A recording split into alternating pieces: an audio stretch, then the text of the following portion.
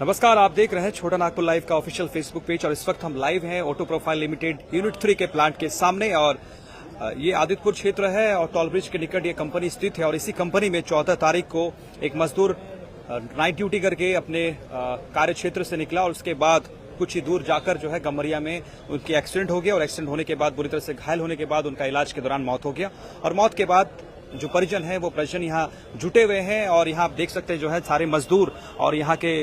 जितने भी लोग हैं, स्थानीय लोग हैं, सभी जो है यहाँ मौजूद हैं और सभी यहाँ पे मुआवजा की मांग के लिए यहाँ पे लोग जो है अड़े हुए हैं। फिलहाल जो है एम्बुलेंस के माध्यम से सबको लाया गया है और लाने के बाद यहाँ पर रखकर गेट के सामने रखकर जो है एक तरह से प्रदर्शन किया जा रहा है और कंपनी से वार्ता करने का प्रयास किया जा रहा है। और मुआवजा की मांग 10 लाख मुआवजा की मांग और 2 नौकरी 2 बेटे थे उनके, तो 2 बेटों को जो है नौकरी की मांग की जा रही है। फिलहाल कंपनी प्रबंधन से कोई बातचीत नहीं हुई है। कंपनी प्रबंधन ने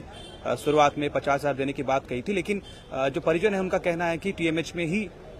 लगभग 2.5 से 3 लाख रुपए जो है इलाज में खर्चा हो गया, तो हमें इलाज का खर्चा चाहिए और साथ ही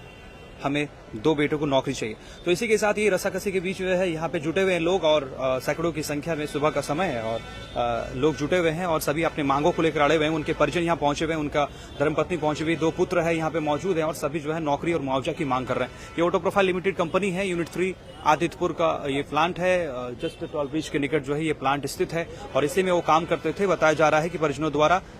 पिछले 3 साल से जो है वो काम कर रहे थे यहाँ पे और काम करने के दौरान ड्यूटी आवर्स के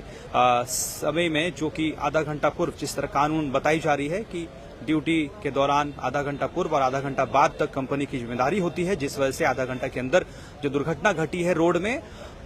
तो इसका जो है दायित्व कंपनी को उठाना चाहिए और कंपनी को मुआवजा देना चाहिए। बहुत ही गरीब परिवार थे, बहुत ही लगभग 450-500 रुपए की दैनिक मजदूरी में वो काम करते थे, तो भरण पोषण के लिए उनको कुछ मुआवजा चाहिए और साथ ही कंपनी में नौकरी चाहिए। फिलहाल कंपनी ने जैसे परिवारजनों द्वारा जानकारी दी गई है, फिलहाल कंपनी ने कहा है कि एक लड़का को नौकरी हम देंगे, लेकिन मुआवजा पर वो जो है अब तक कोई वार्ता नहीं हुई है, जिस वजह से यहाँ सब रखकर धरना प्रदर्शन किया जा रहा है। और ये जो है ये चीजें जो है ये आदित्यपुर इंडस्ट्रियल एरिया जो है ये हमेशा जो है इस तरह की चीजें जो है यहाँ देखने को मिलती है, जहाँ मजदूरों की हमेशा सेफ्टी को लेकर बात आता है कि सेफ्टी नहीं है कंपनी में, और